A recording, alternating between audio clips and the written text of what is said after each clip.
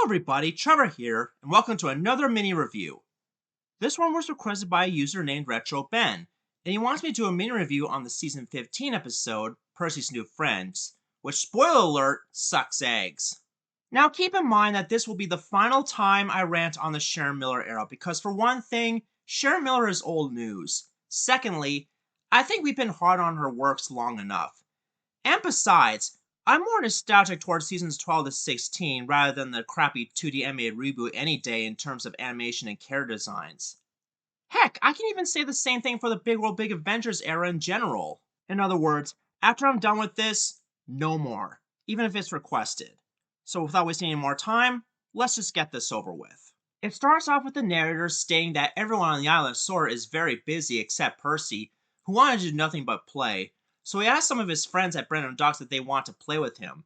And we're off to a pretty bad start because, as I've stated in previous videos, engines don't play, they work, just like in real life. And of course, everyone said no to Percy because they've got jobs to do.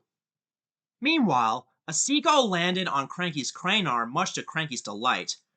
Percy asks who the seagull is, and Cranky replies, "This is my friend, Seagull." And I'm like, nah, I think Stuart is a better name than Seagull. I mean, after all, that's the seagull's name in the Bubbling Boilers 4D attraction. This gives Percy an idea that if he can make friends with the animals too, then he would have lots of friends to play with. And here's the biggest problem with this episode. It's that Percy is basically trying to be like Fluttershy and Snow White when it comes to making friends with animals. Why is this a problem? Well, for one thing, not all animals can be your friend.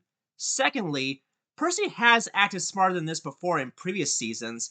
I mean, remember the season 5 episode where Percy meets a ram?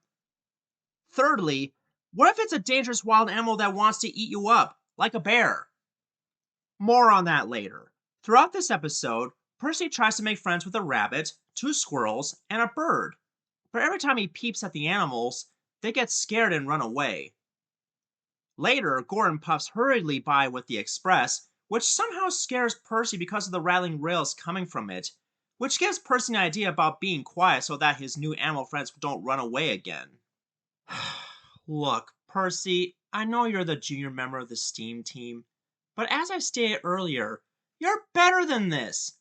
Plus, you shouldn't have to be afraid of Gordon and his express. What is wrong with you? Anyway, Percy then does quietly make new friends with the forest critters as they quietly hopped on board Percy's footplate. And later that night, Percy shows all his STEAM Team friends his new animal friends, and thus concludes one of the worst Thomas episodes of Season 15. Overall, this episode was terrible because not only Percy was completely out of character throughout this story, but its message really rubs me the wrong way.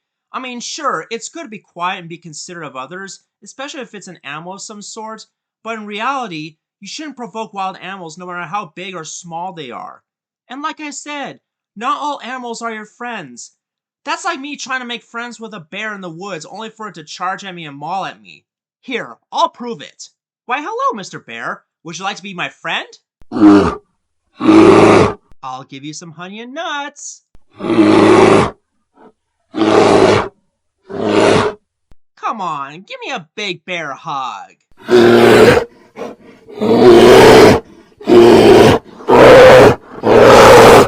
On second thought, run!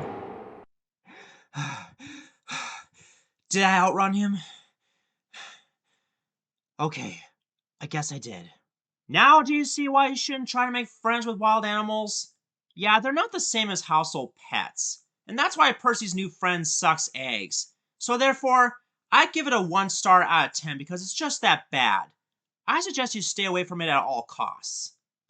Join me in my next mini review where I'll be taking a look at the Season 3 episode, All at Sea, and why it's an overall great episode. This is Trevor Davis, signing off.